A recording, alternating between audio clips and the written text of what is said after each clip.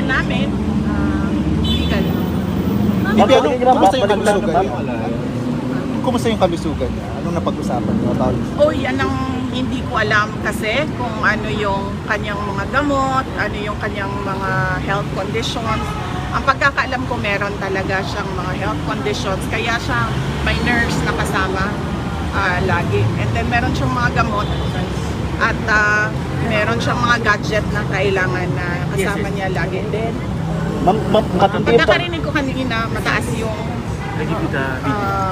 sobrang taas ng blood sugar niya, kaya nag-insulin sila. Ma'am, how true are the reports na nangingi daw po ng asylum si former President Duterte sa China, and what was denied by? Wala. I was there in Hong Kong.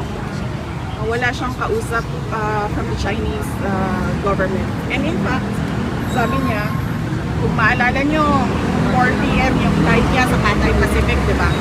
Sabi niya, agahan natin ng 7 a.m. Willingly surrendering himself to the jurisdiction of Philippine authorities, not the ICC. Ma'am, habang lumalapit yung eleksyon, ma'am, tumitindi yung personal na panggigipit. Sa tingin nyo, babaliktad din po ang lahat?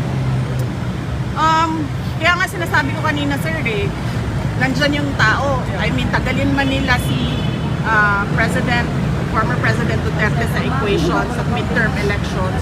Nandyan yung taong bayan at lumalakas yung black voting ng PDP 9 candidates. Pero sinasabi ko sa inyo kanina, mag-ingat kayo sa election cheating. Matindi ito.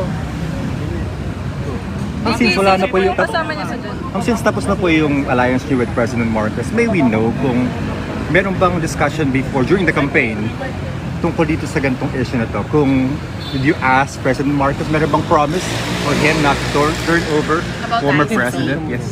We did not discuss anything about Pero were there discussions before this?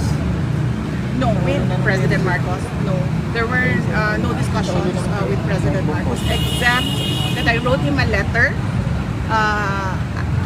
and then he replied regarding the ICC and that there will be no cooperation with the ICC and we'll release that letter.